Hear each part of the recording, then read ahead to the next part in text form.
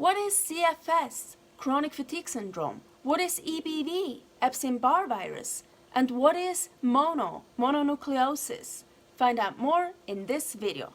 And yes, I do have all of them, but my personal story with CFS, EBV and mono will be in the video next week.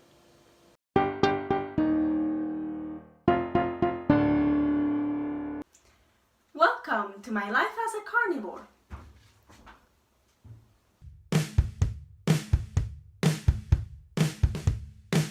Chronic fatigue syndrome is an autoimmune disease, and as the name says, you're all the time just so tired.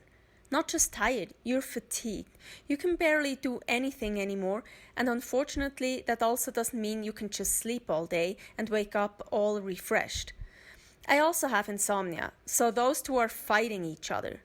When my CFS is active, I feel I'm gonna crash and pass out, but when I lay in bed, I can't sleep. And when I got sleep, it doesn't matter how little or how much sleep I got, I'm still fatigued the next day. To me, it feels like my body is shutting down. What causes CFS? Well, it's basically unknown. It's a very complicated disorder, and the extreme fatigue is unexplained. Triggers could be viral infections, hormonal imbalances, and immune system problems. Yeah, great. I have all of them.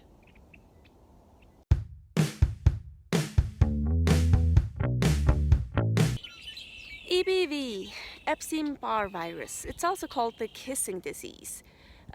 You get it from bodily fluids, mostly from saliva. That's why it's called the kissing disease. So it's a herpes virus, and most people actually have it. Basically everyone has it in their body. They just don't know it because it never shows any symptoms. If it shows symptoms, then usually it's like 2 to 4 weeks, you have symptoms, and maybe you feel tired a little bit longer for months, but then it's over with. Stress and other triggers could reactivate it again.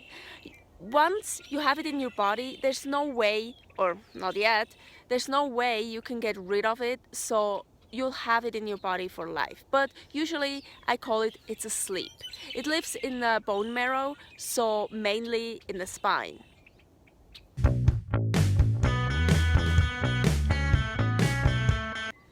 So EBV could lead to all kinds of stuff like MS, multiple sclerosis, cancer, and a lot of other stuff, but mostly it leads to mononucleosis. So I'm going to talk about mono a little bit. So actually most people that have been exposed to EBV, they build antibodies and they're basically immune, and as I said, most people, they don't even know that they have the virus in them. But if they get mono, it usually takes 4 to 6 weeks, and it's the same symptoms that EBV has.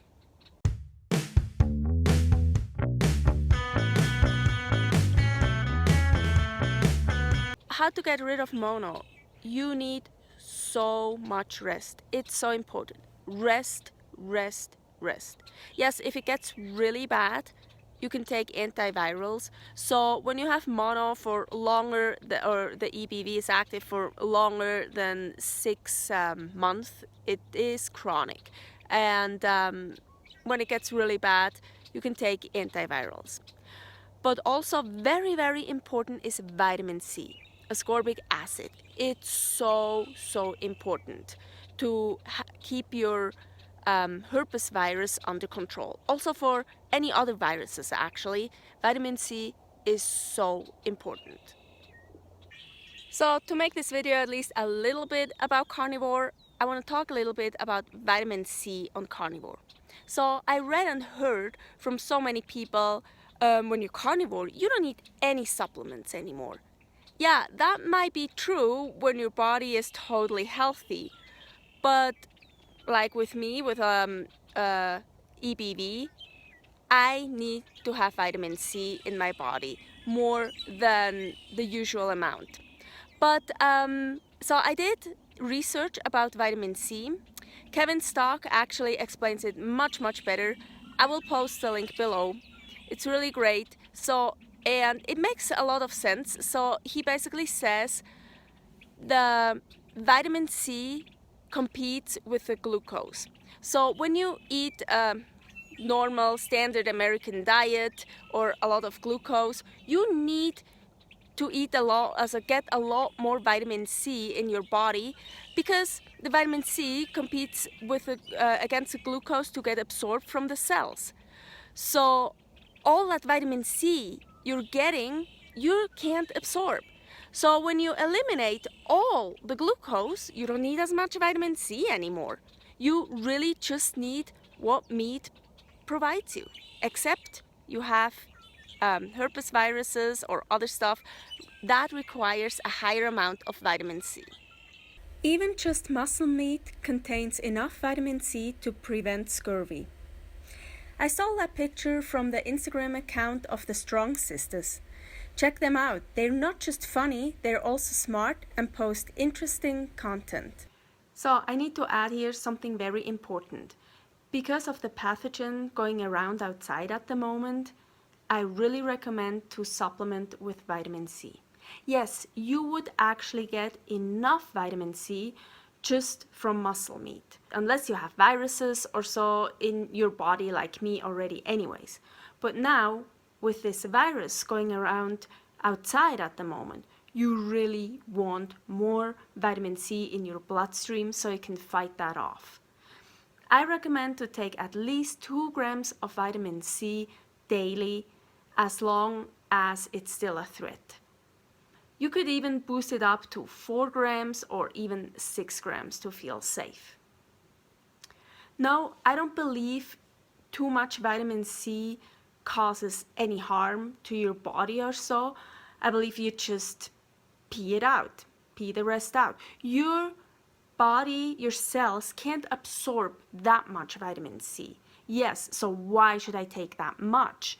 Because you actually need it in your bloodstream to fight off viruses.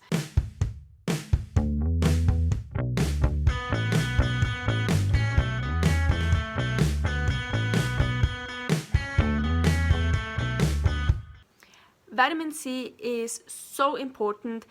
It has so many benefits, and it is a topic for itself. So maybe in the future I'll make a video just about vitamin C to get more into details. If you like what you see, subscribe. If not, just click me away. I'm gonna eat a ribeye now.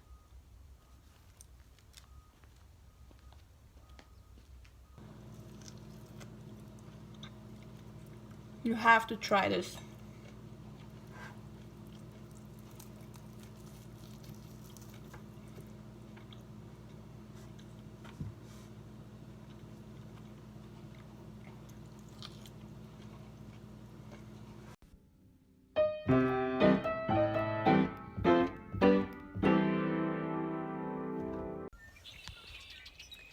So this video is not so much about Carnivore, it's about CFS, EBV and Mono.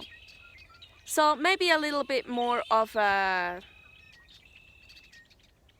I fucking hate it when I forget the word in the middle of filming.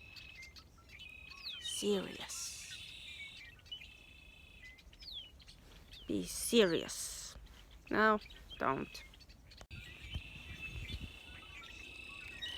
So this video is not really about the carnivore diet. It's about CFS, EBV and Mono. So it's more of an informative. Triggers could be viral infections, immune system problems, and what's the third? Hormonal imbalances. Dog is barking.